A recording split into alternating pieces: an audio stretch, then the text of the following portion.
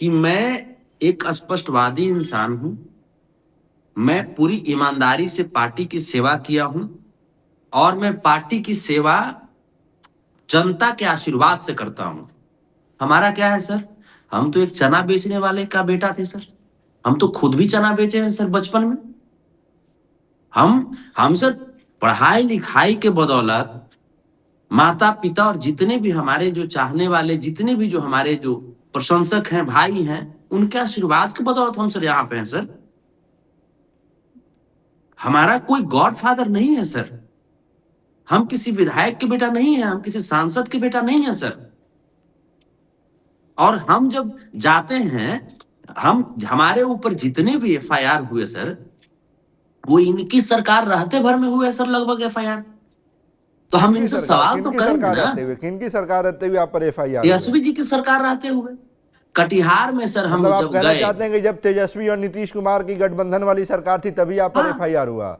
हाँ हाँ, लगभग एफआईआर इन्हीं के सरकार में हुए। साथ साथ यादवों का हत्या हुआ। चूंकि इन्होंने मुझे यदुवंशी सेना का राष्ट्रीय अध्यक्ष बनाया था, हाँ हाँ। तो जाहिर सी बात है सर, मुझे आप जिस पद पे बैठाएंगे मैं उस पद का निर्वहन करूंगा ईमानदारी से। मुझे आप डाकुओं का सरकार जैसे सरदार बना देंगे सर, हम बढ़िया से बढ़िया उसमें भी हम डाकू पैदा करने का प्रयास करेंगे।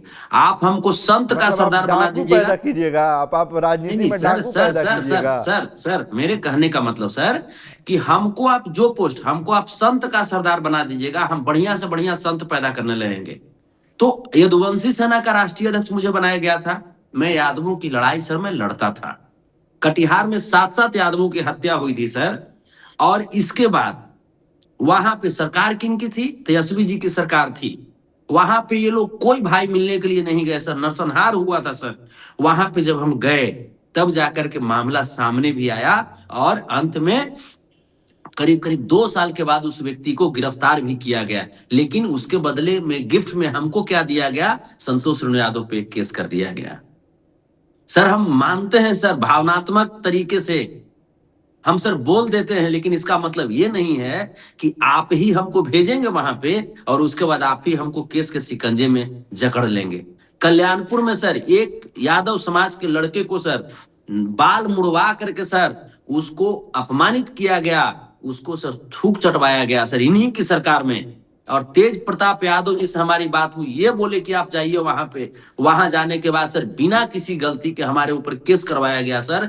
इसलिए केस करवाया जा रहा था मेरे ऊपर कि ताकि ये लड़का बाद में अगर इसका कद जब बढ़े तो इसको कानूनी शिकंजे में इसको जकड़ करके न्यायालय में इसको घसीटते रहेंगे और ये आगे नहीं बढ़ पाए। ऐसे ही सर यादवों का सर यहाँ पे ये लोग विनाश करते रहते हैं सर। जब जब यादव की हत्या हुई है सर, जब जब यादव को इनकी जरूरत पड़ी है सर, जहां जहां यादव को, तेज प्रताप यादव और तेजस्वी यादव की जरूरत पड़ी है, ये लोग अपने घर में सर राजमहल में दुबक करके बैठ गए सर। लेकिन राजनीति करते हैं, यादवों की वोट की राजनीति करते हैं। आपको किस बिहाफ में राजनीति करने का, यादवों की वोट का आपको पावर दिया? किसने पावर दिया आपको? आपने यादवों को लूटा है, आपने यादवों को ठगा है।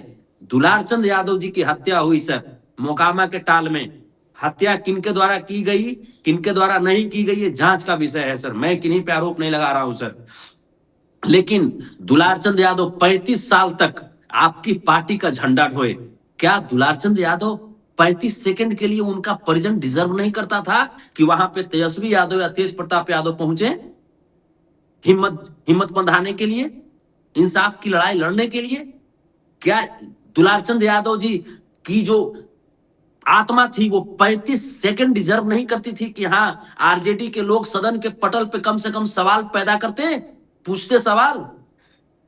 तो जब बात आई तो एक भाई सावेरियन पक्षी की तरह विदेश की यात्रा पे निकल गए और एक भाई 14 लाख के बाइक से धूम बराबर धूम का हीरो बनने निकले हैं। तो आपको समाज अपनी गर्दन कटवा करके वोट देगा आपको? सवाल तो मैं पूछूंगा, मैं सवाल पूछूंगा।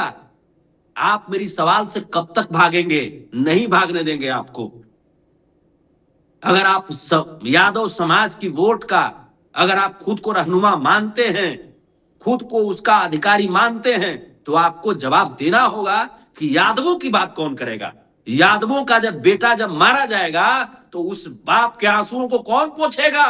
मैं सवाल तो पूछूंगा सर, और मैं यही सवाल पूछता हूं सर तो मैं दुश्मन बन जाता हूं सर, मुझे विलन बना दिया जाता है सर।